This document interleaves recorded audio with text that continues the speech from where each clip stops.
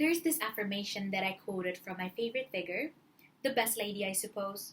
Oprah Winfrey once said, "Every time a child is saved from the dark side of life, every time one of us makes the effort to make a difference in a child's life, we add light and healing to our own lives."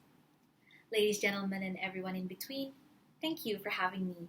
My name is Keisha Annisa as the representative of Universitas Diponegoro, and I'm here to raise one's voice about this one polemical topic that we frequently see in our beloved country and even globally.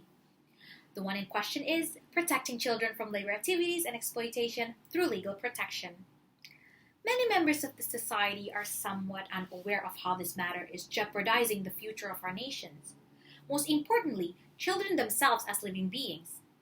It may appear like children are capable of doing labor when we are talking about their capabilities, when in fact, it violates their rights as youths and destroys their childhood, which can cause a long-term effect regarding that. Realistically speaking, child exploitation has become one of the world's most significant issues as the 21st century has progressed, and it continues to grow. Correspondingly, many children are frightened of the repercussions no matter how convincing and obtainable the legal certainties are with the lure of protecting children from exploitation. It does not change the fact that it remains petrifies them. Ladies, gentlemen, and everyone in between, when it comes to this matter, a bunch of questions might tingle your mind. Are children naturally capable of working independently from their early stage? Is coercing them to do labor in general considered as maltreatment or abuse? How serious is the legal system universally in regards to handling this matter? How effective is the legal enforcement towards the number of child labor and exploitation? Frankly, does the legal system veeringly contribute as a shield for the victims? According to Compassion, 152 million children worldwide are victims of child labor. 88 million are boys and 64 million are girls. 48% of all victims of child labor are aged 5 to 11 years. Almost half of child labor victims work in hazardous child labor. More than 1/4 of all hazardous child labor is done by children less than 12 years old. 71% of child labor takes place in agriculture, which includes fishing, forestry, livestock herding, and aquaculture.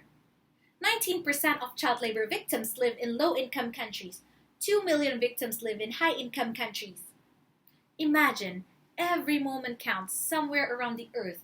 A youngster is victimized by a work-related incident, illness, or psychological trauma. Why do these kids have to go through such horrific experiences? Especially in our country, I believe all of you have been constantly witnessing underage street performers, kids that sell tissues, or accessories and flowers on the street for a living.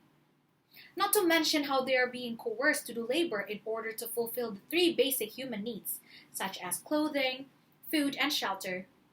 I personally witnessed a little girl selling roses and forcing me to buy it whilst her hands were unsteady, multiple times as if she was being threatened by the perpetrator to get all the roses sold in just one night. How are we as a society letting those inequities slide just like that? The least we can do is by acknowledging the inducements and the laws. For instance, poverty, that is undoubtedly the single most powerful route that is propelling youths into the workforce. One of the most significant elements is the availability and quality of pedagogy.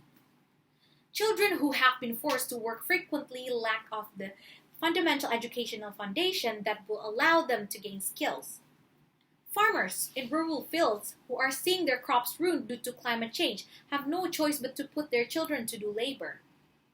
Moreover, children who work in the commercial sex industry are more likely to be subjected to exploitation, violent actions, and other forms of child abuse. Children are also vulnerable to becoming involved in armed conflict, and this can be classified as one of the worst forms of child labor that I'm going to talk about. Well, the main concerns of the Worst Forms of Labor Convention number 182, year 1999, require slavery in any form, including the sale, trafficking of minors, the bondage, serfdom, forced or compulsory labor, including the coerced or obligatory recruitment of children for use in armed combat. In concrete, the use, acquisition, or offer of a child for prostitution, pornographic production, or pornographic acts, as well as illicit activities. In particular, for the production and trafficking of drugs as defined in relevant international treaties. work that is likely to harm the health, safety, or morals of children by its nature of the circumstances in which it is carried out. By ratifying the treaties, each member country undertook to adopt effective and time-bound steps to prevent children from being forced into the most harmful types of child labor, as well as to provide the required and appropriate direct support to children to help them escape the harshest kinds of child labor and to rehabilitate and integrate into society.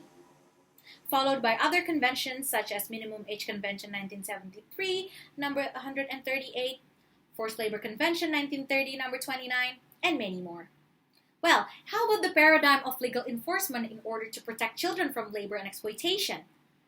The enforcement of child labor laws is a subject which those of us involved in advocating for such legislation perceive, or should perceive, a tremendous deal of responsibility. After securing our laws and demonstrating at least some improvement over the statutes. How about our nation's regulations?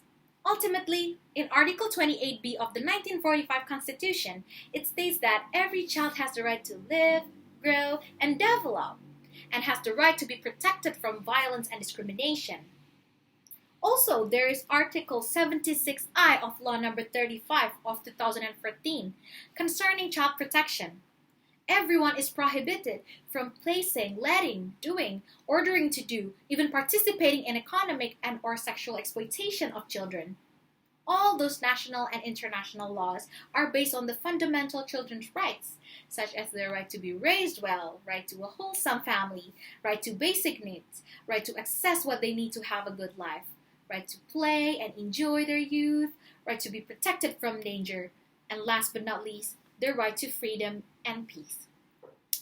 Ladies, gentlemen, and everyone in between, at this point, reviewing laws and composing a code regarding child labor practice wield a strong influence to prevent it. But again, prevention shall come within ourselves as well. This issue might sound inevitable at some point, and it still roams free all over the places. But supervising children around you helps. Identifying hazardous work helps.